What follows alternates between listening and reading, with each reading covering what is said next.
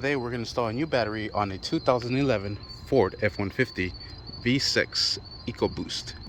Alright, first thing we're going to do is grab the battery, go ahead and put it into the battery bay.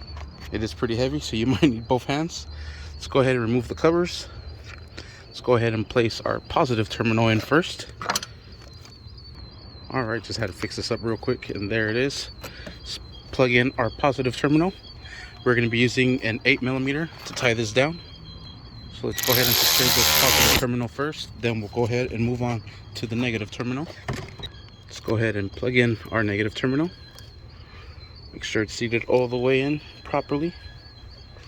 Let's go ahead and tie this down. Perfect.